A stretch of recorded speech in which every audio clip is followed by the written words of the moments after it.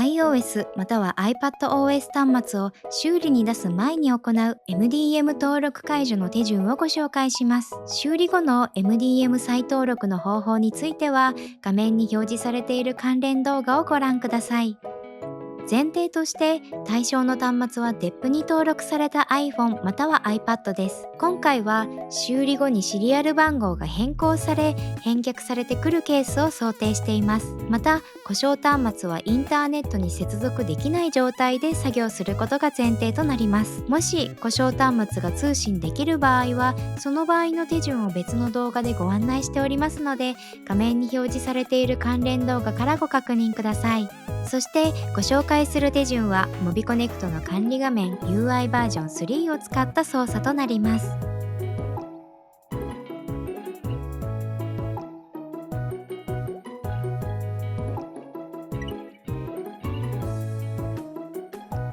それではまずは管理画面にログインをしましょ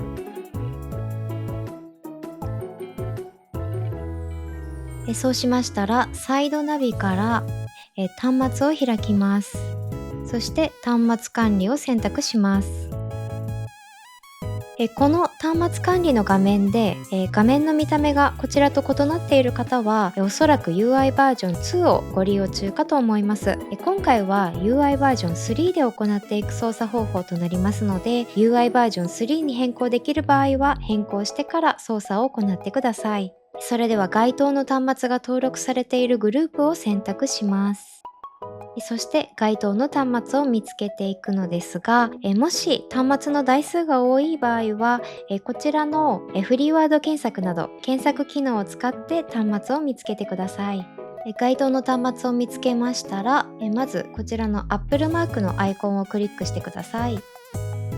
強制インアクティベーションを行う前にまず端末情報を確認していきます。強制インアクティベーションを実行すると一部の情報は削除されます。今回は修理に伴う MDM 登録解除と再登録の手順になるので、再登録する際は今の登録内容をそのまま引き継ぎたいこともあるかと思います。ですので削除される情報の中に大切なものがあれば事前にメモを取っていただくと安心です。それでは削除される情報と削除されない情報についてご案内します。まず削除される情報についてなのですが、こちらの端末表示名ですね、こちらは削除されます。あとは、こちらの監視ポリシー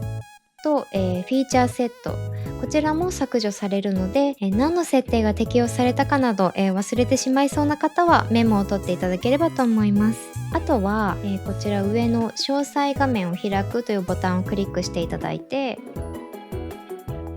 左のタブから端末アプリ状況、こちらを、選択して、ここに表示されるインストール済みアプリ一覧、こちらの、アプリ名も削除されるので、どんなアプリがインストールされていたかなども、メモしておきたい方はお願いします。後ほど修理後のマニュアル動画で詳しく説明はしますが、該当のグループでアプリだったり監視ポリシーやフィーチャーセットを設定している場合は再登録の際に自動適用されるので、それで問題ない方はメモを取らなくても大丈夫かと思います。そして今度は削除されない情報をご案内していきます。先ほどの画面に戻っていただいて、こちら一番上に戻っていただいて、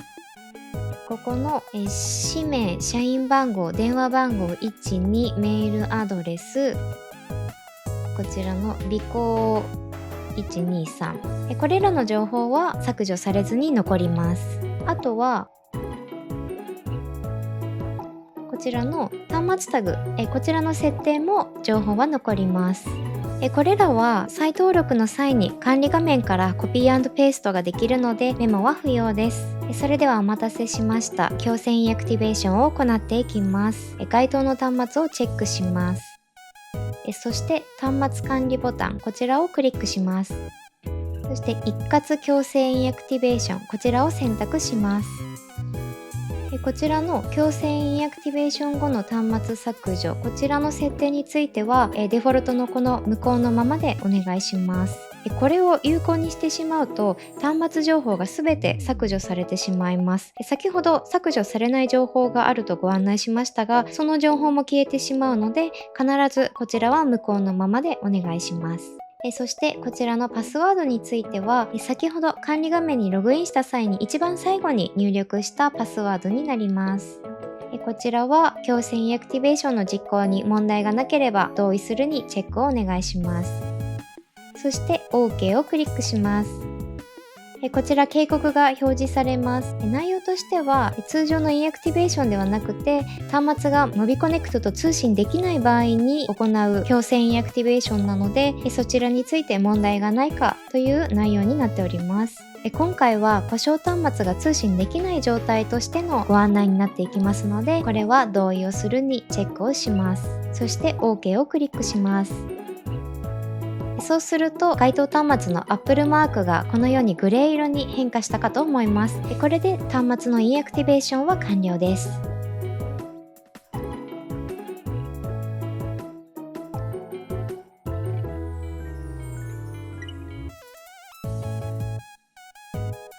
次はプランの変更を行っていきます。まず前提として、なぜプランを変更するかについてなのですが、修理時の作業の流れとして、故障端末の端末情報を残したまま新しい端末を登録していくので、登録可能台数のライセンスに限りがある場合を考慮して、端末入れ替え用のプランに変更をしていきます。それでは対象端末の Apple マークをクリックしてください。そして右側の端末情報を編集するをクリックします。そして左のタブのサービスプランを選択します。そしてここの変更するにチェックをして、新しいサービスプランをアンサブスクライブドプランにします。こちらですね。このアンサブスクライブドプランが端末入れ替え用のプランとなりますので、こちらを選択していきます。こうすることで契約中のサービスプランのライセンスが1つ開くので、これで新しい端末に付与することができます。そしたら OK をクリックして、プランの変更は完了です。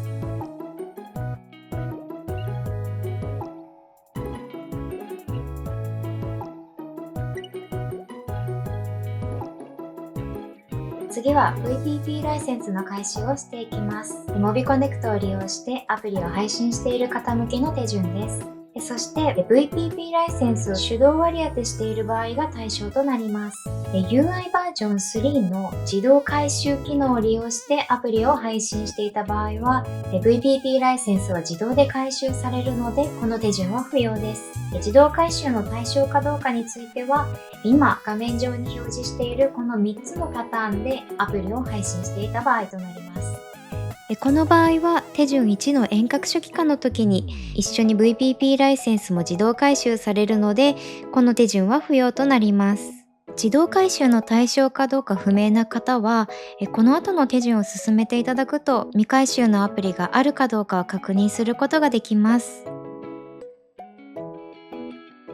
それでは始めていきましょう。まず対象端末のシリアル番号をコピーしていきます。このようにダブルクリックをしてコピーをしてください。もしこの端末一覧にシリアル番号の表示がない方は Apple マークをクリックしていただいて、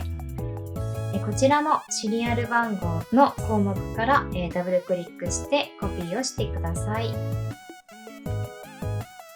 そしたらサイドナビから外部サービス連携をクリックします。そして VPP トークンを選択します。VPP トークンが登録されているグループを選択します。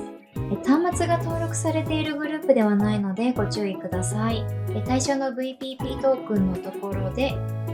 管理情報をクリックします。そしてコンテンツを選択します。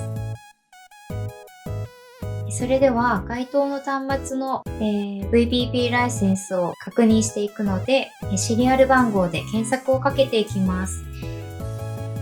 ここの、検索項目がシリアル番号となっていることを確認して、先ほどコピーしたシリアル番号をペーストしていきます。そして検索をクリックします。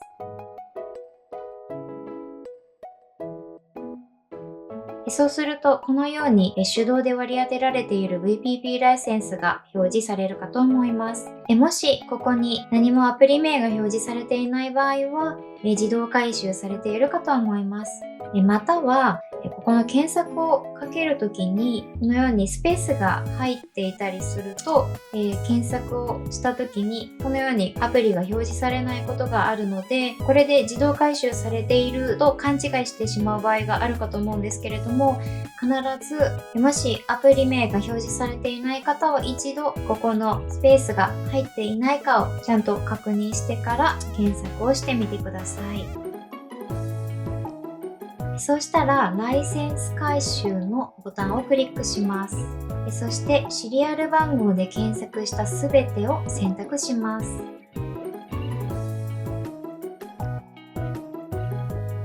ここでライセンス回収するアプリ名が表示されるので、問題なければこのまま OK をクリックします。これでライセンス回収は完了です。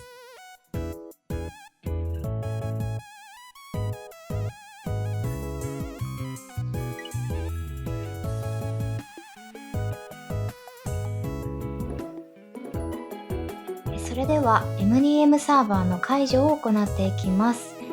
この操作では Mobi Connect の管理画面ではなく Apple School Manager もしくは Apple Business Manager の画面で操作を行っていきます。それではログインを行ってください。